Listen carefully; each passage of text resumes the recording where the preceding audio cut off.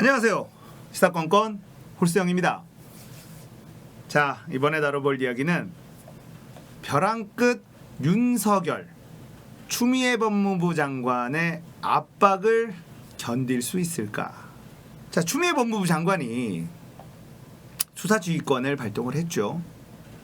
윤석열 청장에게 이제 빠지라라는 이야기인데, 검언 유착 사건, 최측근인 한동훈 검사장이 연루돼 있는 이 검언 유착 사건에서 계속해서 무리한 조치를 취하자 추미애 법무부 장관이 수사지휘권을 발동을 했습니다. 윤석열 검찰청장은 빠지라라는 지시를 한 건데, 자, 검사장 회의를 소집을 했죠. 9시간 동안 검사장 회의를 했는데, 여기에서 추미애 법무부 장관의 수사지휘는 부당하다, 이런 결론이 났다고 합니다. 자, 그래서 특임 검사를 해야 된다. 특임 검사로 독립적인 수사를 할 수 있도록 해야 한다, 이런 의견이 나왔다는 거예요. 자, 문제는 이 검사장 회의라고 하는 것은 그 어떤 법적 효력도 없는 그냥 자기들끼리의 회의예요. 추미애 법무부 장관의 수사 지휘는 법에 명시되어 있는 법무부 장관의 고유 권한입니다. 그렇기 때문에 검사장 회의에서 어떤 이야기가 나왔든지 간에 그건 아무런 의미가 없는 겁니다. 거기다가 제가 미리 말씀드렸듯이 이 검사장 회의에서 처음부터 특임검사 이야기가 나온 것이 아니고 추미애 법무부 장관의 수사지휘가 부당하다고 나온 것도 아니었다는 거예요. 첫 번째 고검장들의 회의에서도 이 수사지휘가 부당하다는 결론이 나지 않았고, 두 번째 서울과 수도권 검사장 회의에서도 수사지휘가 부당하다는 결론이 나오지 않았습니다. 지방에 있는 검사장들의 회의에서 이 수사지휘가 부당하다라는 결론이 나왔다는 건데, 자, 지방에 있는 검사장들, 바로 윤석열 청장의 이 측근들, 추미애 법무부 장관이 다 자천시켰던 인물들이 다시 모여서 윤석열과 함께 작당해서 나온 결론이라는 겁니다. 근데 이게 마치 검찰의 많은 의견인 것처럼 언론 플레이를 한 거예요. 그러려고 검사장 회의를 연 겁니다. 본인이 직접 이 수사지휘를 거부할 만한 명분이 없으니까 자신의 똘마니들 뒤에 숨어가지고, 이거 봐라, 검사장들이 이렇게 생각하니 내가 법무부 장관 지시를 이거를 이행하기가 좀 어려워요, 이런 식으로 비겁하게 뒤로 숨은 겁니다. 자, 그래서 특임검사 이걸 도입을 해서 독립적으로 수사하도록 하자, 검사장들의 의견이랍시고 본인의 의견을 피력을 한 것인데, 자, 이게 왜 또 말이 안 되느냐? 특임검사는 누가 임명하도록 되어 있냐면 바로 검찰청장이 임명권이 있어요. 이 이야기는 독립적으로 수사하도록 하자가 아니라 검언 유착 사건은 내가 계속 개입을 하겠다라는 이야기입니다. 그걸 직접 얘기하면 항명이 되니까 비겁하게 자기의 똘마니들 뒤에 숨어버린 거라는 겁니다. 검사장 회의를 열어가지고, 자, 현직 검사들, 검사장들의 의견이 이러하다, 이런 식으로 자기 목소리를 대신 내게 만든 거예요. 참 추잡하죠. 그런데 추미애 법무부 장관은요, 뭐 꿈쩍도 안 합니다. 그냥 자신의 지위를 전면 수용하라, 이렇게 압박을 하고 있어요. 예. 자, 법무부는 이런 입장문을 냈습니다. 법무부 장관은 검찰 사무의 최고 감독자로서 최종적인 법적, 정치적 책임을 지는 위치에 있으므로 검찰총장은 좌고우면하지 말고 장관의 지휘 사항을 문헌대로 신속하게 이행해야 한다, 이렇게 입장문을 냈습니다. 그러니까 꼼수 쓰지 말고 똘마니들 뒤에 숨어서 비겁하게 자신 목소리를, 자기가 하고 싶은 말을 대신하게 만들지 말고 그냥 법대로 장관이 시키는 대로 지휘를 받아들여라, 이렇게 압박을 한 거예요. 자, 이 수사 지휘가 청와대 개입이다. 뭐 이렇게 공격하는 사람들도 있는데요. 법무부가 얘기하는 걸 조금 들어볼까요? 검찰총장이라 하더라도 본인, 가족 또는 최측근인 검사가 수사 대상인 때에는 스스로 지휘를 자제하거나 회피하는 것이 마땅하다. 검찰총장 스스로 최측근인 현직 검사장과 직원 등 지속적 친분관계가 있어 공정한 직무 수행이 어렵다고 판단하였기에 대검 부장회의의 관련 사건에 대한 지휘 감독을 일임했던 것. 그럼에도 검찰총장이 그 결정을 뒤집고 대검 부장회의를 배제한 채 일방적으로 자문위원을 위촉하는 등 부적절하게 사건에 관여함으로써 수사의 공정성에 대한 우려가 심각하게 제기됐다. 이에 법무부 장관은 수사의 공정성과 독립성을 보장하기 위해 검찰청법 제8조에 따라 총장으로 하여금 사건에서 회피하도록 지휘한 것. 총장의 지휘에 문제가 있는 경우에도 법무부 장관이 이를 바로잡지 못한다면 장관이 직무를 유기하는 것이고 민주주의 원리에도 반한다. 자, 이렇게 얘기했어요. 그러니까 검찰청법 제8조 여기에 맞춰서 지시를 하는 것이다.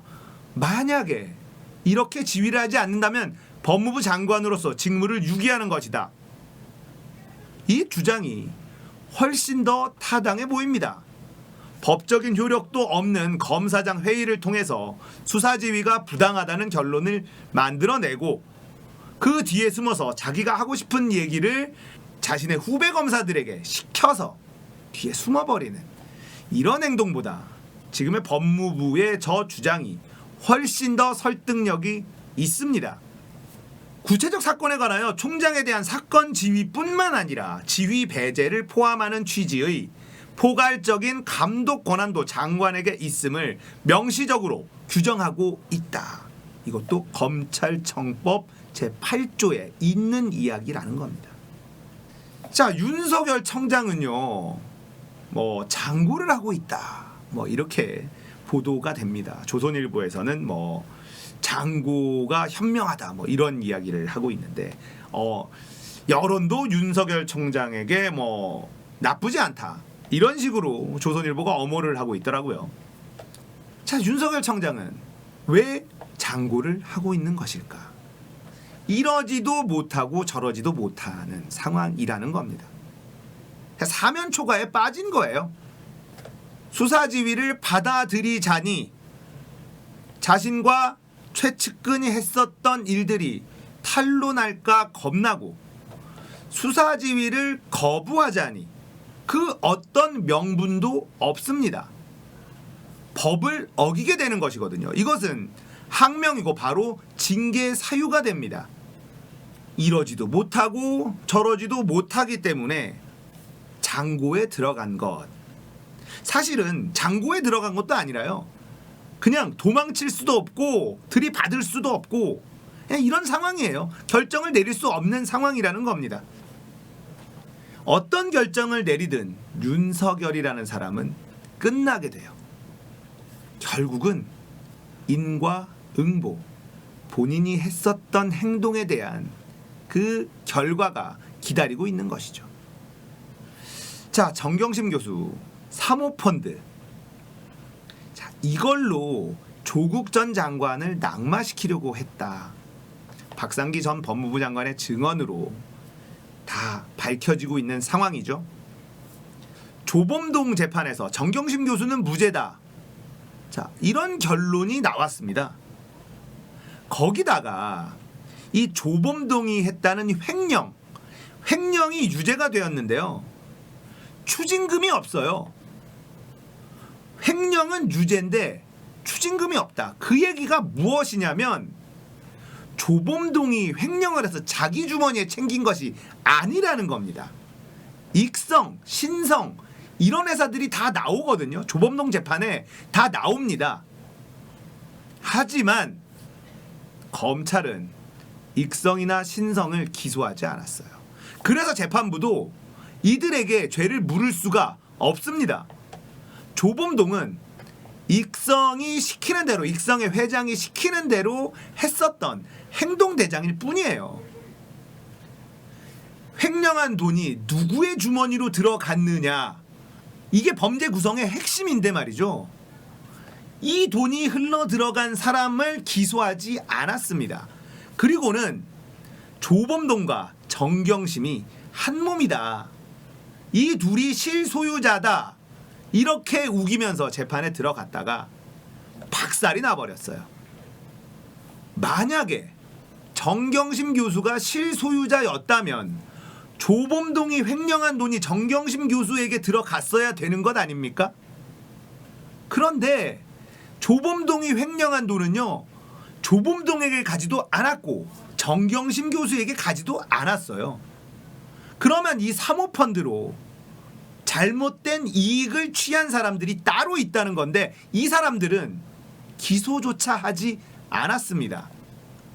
문제는 말이죠, 조범동과 정경심 교수의 수사 과정에서 검찰이 익성과 신성의 존재, 이 회장들의 존재를 수사 과정에서 알고 있었다는 겁니다. 이게 아주 질이 나쁜 행동이라는 거예요. 기소하지 않는 것. 왜냐?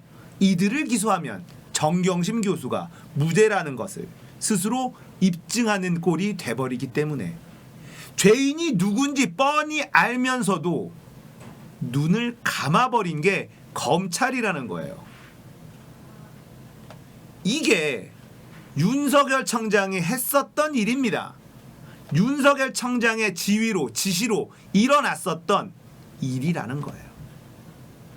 사모펀드, 정경심 교수는 오히려 피해자라는 게 밝혀지고 있어요.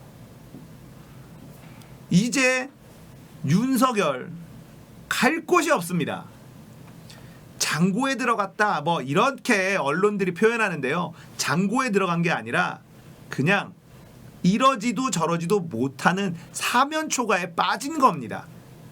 다시 한번 정리하지만 수사지휘를 거부하면 법을 어기는 것이므로 징계 사유가 됩니다.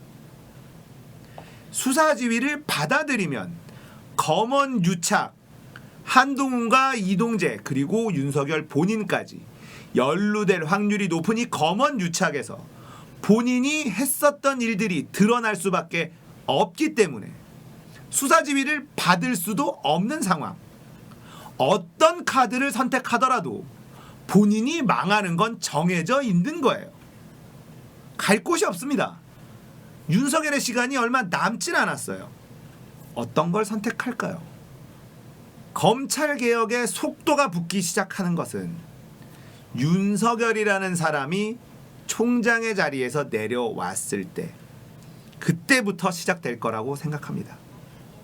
윤석열 라인에 있으면서 죄 없는 조국 전 장관과 그의 가족들을 기소와 수사, 압수수색으로 괴롭혔었던 사람들, 그리고 죄 없는 유시민 이사장까지도 누명을 씌우려고 했었던 이 사람들 전부 다 벌 받아야 되겠죠. 이 사람들에 대한 대대적인 수사가 들어감으로써 본격적인 검찰 개혁이 들어가게 될 것이다. 자, 검찰 개혁 여러 가지가 있습니다. 공수처법도 그 중에 하나죠. 핵심적인 게 있다고 합니다. 미국에서 검사들이 가장 무서워하는 법이 무엇이냐? 바로 변호사법이라고 합니다. 이 변호사법, 미국의 변호사법은 검사나 판사가 범죄를 저지르면 변호사를 아예 할 수 없습니다. 아예 할 수 없어요. 그래서 검사나 판사들이 법을 어기지 않으려고 노력을 한다는 겁니다. 대한민국에서도 이 변호사법 개정을 해야 됩니다. 검사나 판사가 법을 어겨서 처벌을 받게 된다면, 징계를 받게 된다면 변호사를 할 수 없는 이 강력한 변호사법이 생겨야 된다. 이게 핵심이라고 하더라고요. 대한민국에서도 검찰개혁, 사법개혁을 위해서 이 변호사법, 강력한 변호사법이 만들어져야 된다. 이런 말씀을 좀 드리고 싶습니다. 자, 갈 곳 없는 윤석열, 어떤 결정을 내리든 그 끝은 정해져 있다.